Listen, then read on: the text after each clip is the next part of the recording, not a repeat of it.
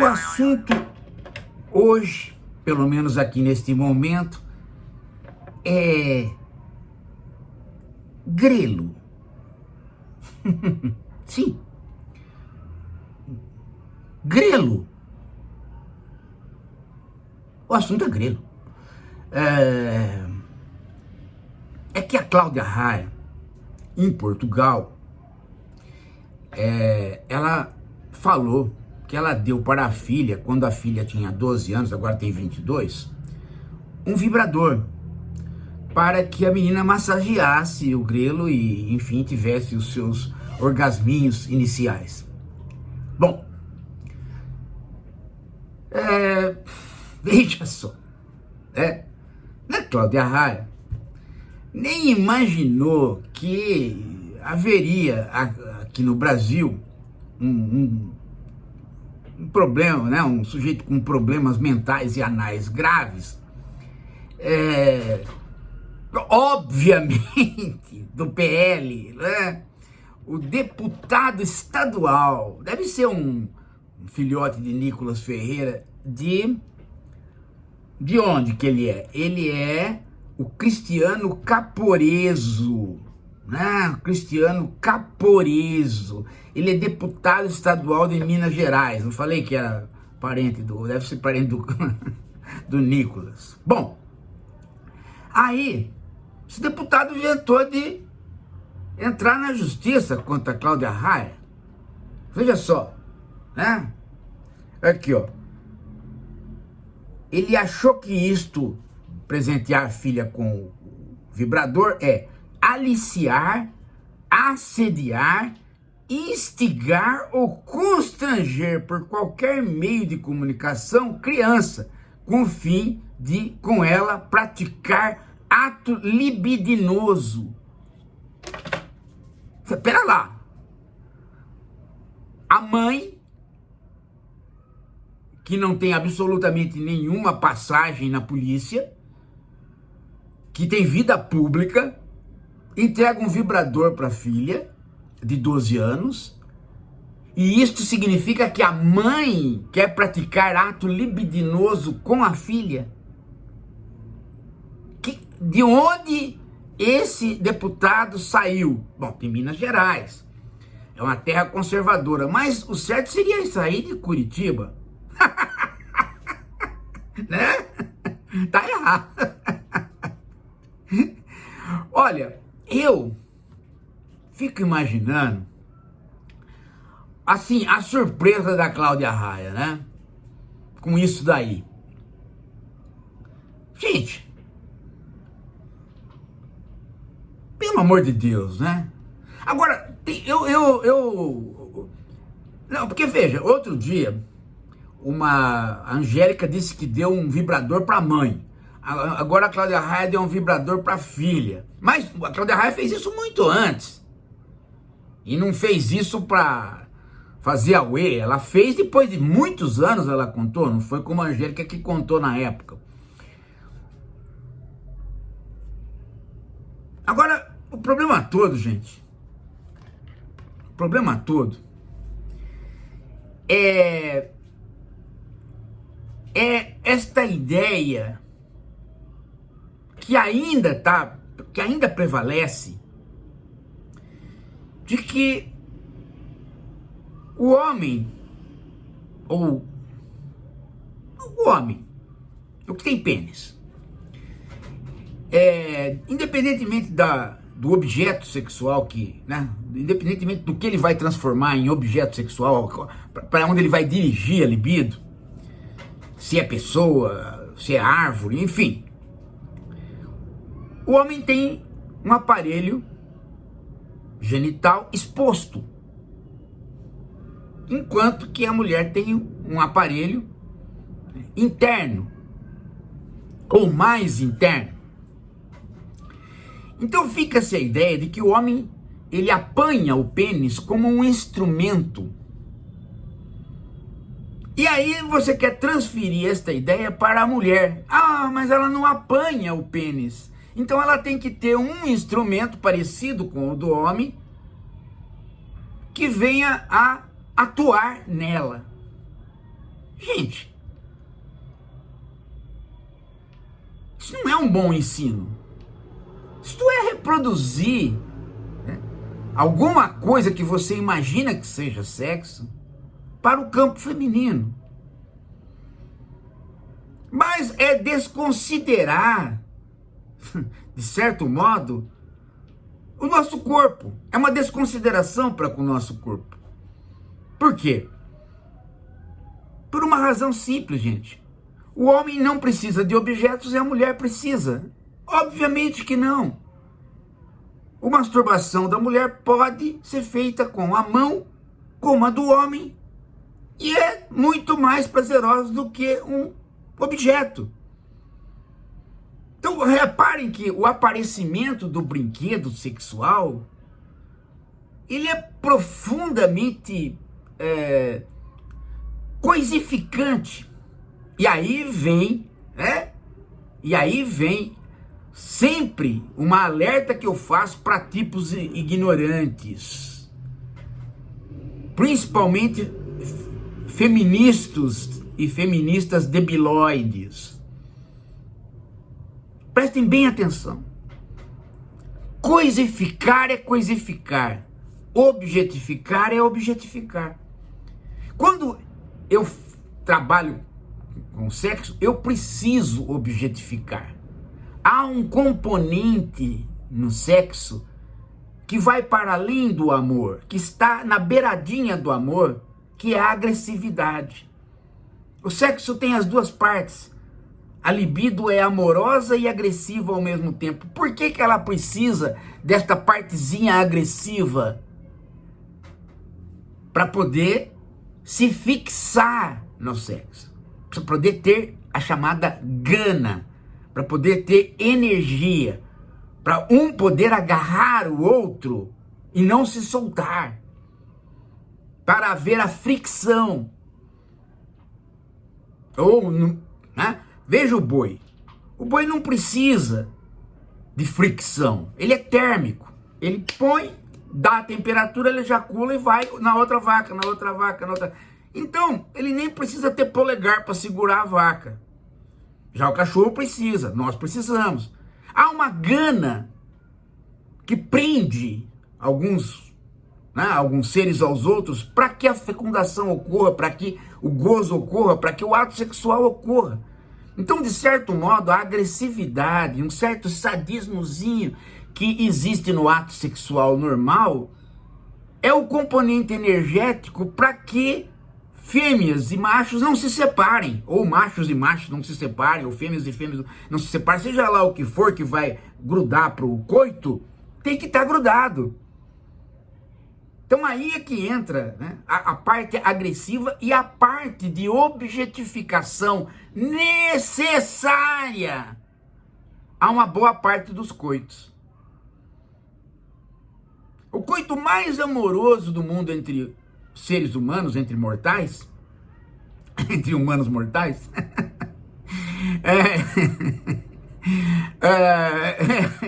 é porque tem humanos que se acham imortais, né? Veja, né, a parte, o mais amoroso ainda contém esta objetificação.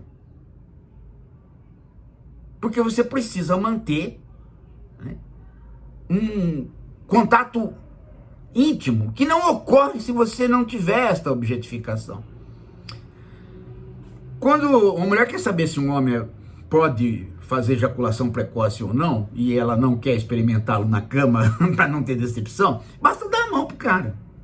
Se ele der a mão e apertar a sua mão, tem muitas chances dele não ser um ejaculador precoce. Mas se ele apertar, se ele der a mão para você assim, ó, assim, sabe, não, ele tem grandes chances de não ser uma boa coisa na cama. Por quê? Por causa da gana, por causa da falta de energia, por causa da disposição de agressividade. Precisa haver essa disposição. Então as pessoas confundem. Elas acham que o certo do sexo amoroso é não ter nenhuma objetificação, mas a objetificação é necessária. Por isso que ela é diferente da coisificação.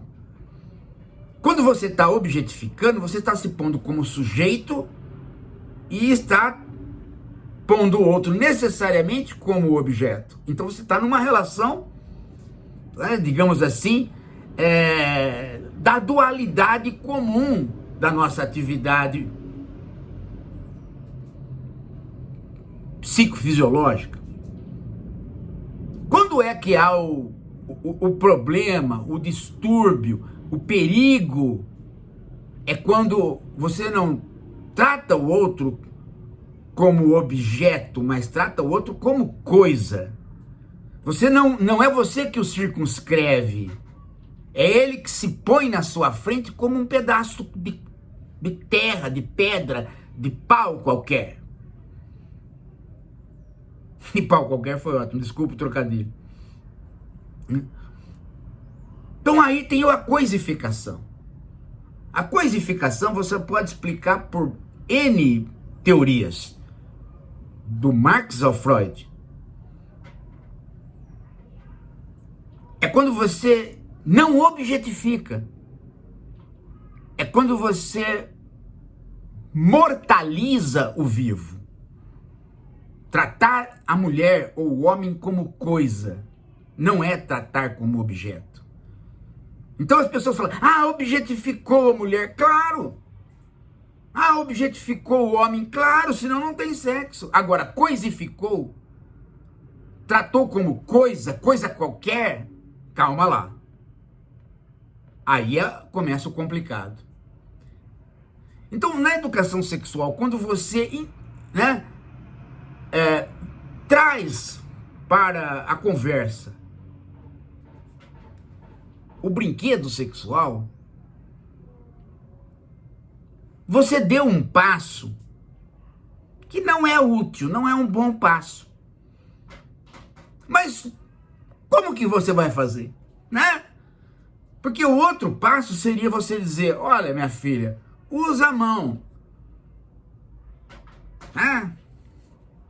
Usa a mão. Bata uma siririca. Aí a menina vai saber, não precisa ir mais. Não precisa, vamos ao banheiro, minha filhinha. Abre as perninhas, mamãe vai pôr 2 dedinhos. Não. Hoje em dia precisa avisar isso, porque tem mãe capaz de querer fazer. Não, basta falar para ela. Você já ouviu falar em siririca? As meninas já conversaram com você sobre isso? Alguém já falou, né? É com a mão. Você vai tentando aí, né? A literatura, pornografia é o que não falta. Agora toma cuidado. Toma cuidado, minha filha. O que se faz na pornografia não é o que a gente faz.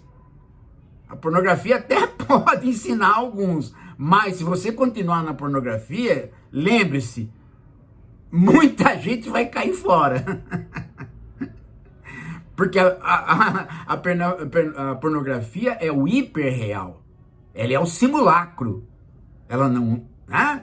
E ela pode substituir o real. E quando ela substitui o real porque você só consegue gozar com pornografia ou com o simulacro, aí você tem o quê? Você tem o mundo do simulacro, o mundo da imagem, e você vai se deslocando daquilo que é feito com o seu corpo. Seu corpo não faz aquilo. O que faz aquilo é a imagem.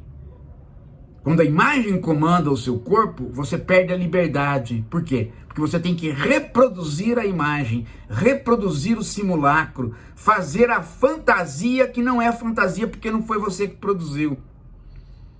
O resultado é que você vai perdendo a liberdade, você vai robotizando as atividades e você vai com isso coisificando e não objetificando o sexo do outro e o seu. A tendência do coito ir mal é muito grande. Então é só avisar sobre a pornografia.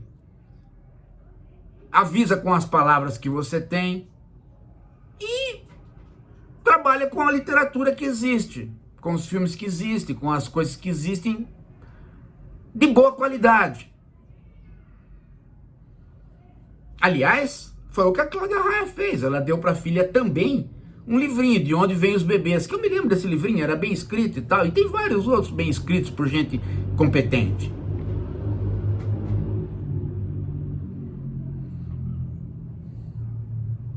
É a coisa mais natural do mundo que você se masturbe.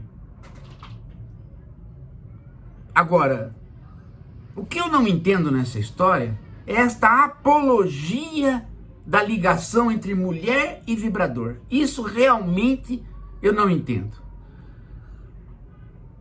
Comprou um vibrador? Comprei. Tá contente com ele? Tô. Vai distribuir vibrador por aí? Não. Vai ficar presenteando os outros com vibrador? Não é necessário. Fala simplesmente para a pessoa, use a mão, como você fala para o menino. Já aprendeu a bater uma punhetinha, meu filho? Né? Tem pai que fala, tem pai que não fala. Os pais de classe média talvez falem, porque tem um pouco de escolarização. Gente, o autoconhecimento do corpo, conhecer o seu próprio corpo, não implica em fazer do seu corpo uma cobaia de laboratório. Não precisa de instrumento, periscópio, estetoscópio, microscópio, telescópio, bundoscópio, escocoscópio, tudo que é escópio, né? Ali. Não. Portanto, não precisa de vibrador. Parem com essa ideia de que mulher precisa de vibrador. Comecei a escutar na imprensa agora que mulheres precisam carregar um vibrador na bolsa para serem independentes. Ô, mulherão da porra! Independente, empoderada, tem o seu próprio vibrador. Mas que merda é essa? Ela é maneta? Ah, não tem mão? Toque com as mãos a sua linda perereca. Depois, se você quiser usar instrumento por conta de fetiche, sei lá, de que, faça. Mas não entre por este caminho como ele sendo o caminho para você ser mulher. Porque isto é a coisificação. Isso é colocar um instrumento entre você e seu corpo desnecessário. E isso acaba coisificando a sua mão e o seu corpo. O que leva a outras coisificações. O que leva você a achar que o mundo do sexo é um mundo dos instrumentos, das peças, dos arranjos, dos pneus, das calotas, né? Como se você estivesse numa fábrica. E volto a dizer, isso não é objetificação, isso é coisificação. E este é o problema. O problema é a coisificação. Se você acaricia seus filhos, se você ensina carinho para os seus filhos, passa a mão nos seus filhos, beija os seus filhos, eles vão aprendendo o que é carinho e eles vão se auto-acariciando e vão descobrir as suas partes genitais, ou as suas zonas erógenas, que não necessariamente precisa ser as partes genitais. Até porque, né, foi você, no começo da infância, que os erotizou, dando de mamar e etc. Pronto, tá feita a coisa. É uma relação de carne com carne.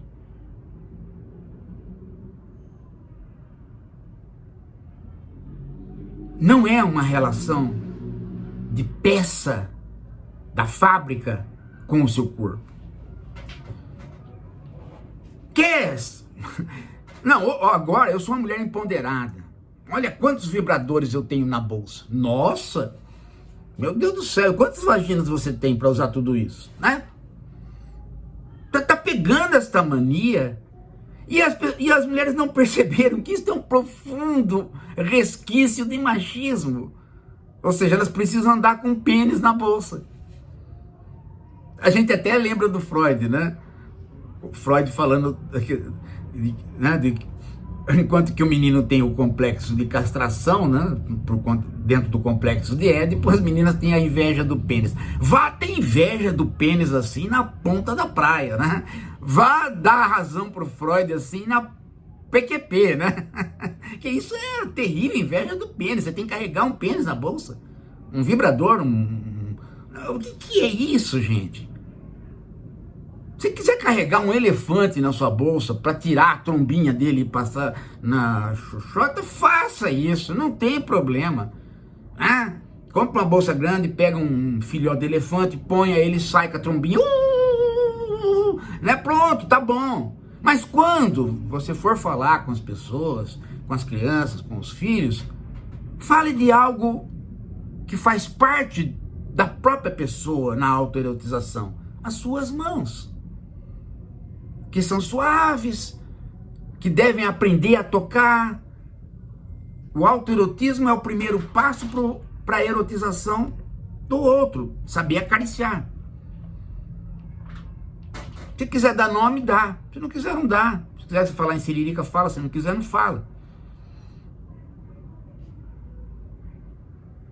Eu acho que esse negócio da Cláudia Raia, esse processo da Cláudia Raia, é ruim para ela, chato, coisa de idiota do PL, de bolsonaroide, mas serve aqui pra gente lembrar esse detalhe, que há esse profundo machismo dentro desse pseudo-feminismo da apologia do vibrador, e que não é problema por ser machismo, é problema por ser uma coisa desnecessária e que cria uma relação dentro do sexo que é a coisificação de todo o nosso corpo. Depois fica se preocupado, tenho pouco prazer. Claro, você banalizou as coisas, transformando tudo em coisa, vai ter pouco prazer mesmo.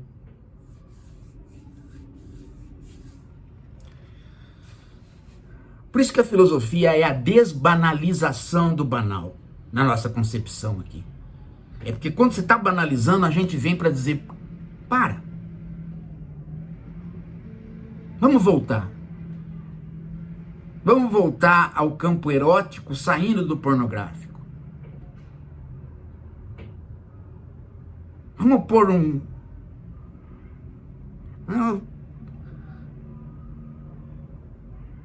qual que é a relação sexual mais gostosa?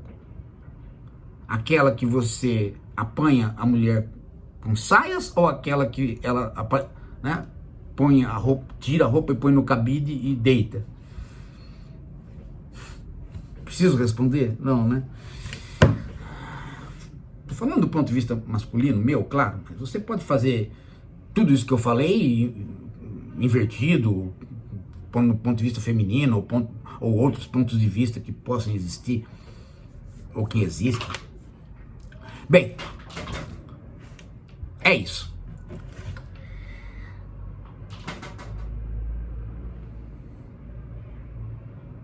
Terminamos com um ditado latino: bobeatum sum in rabatum est. Daqui a pouco a gente volta.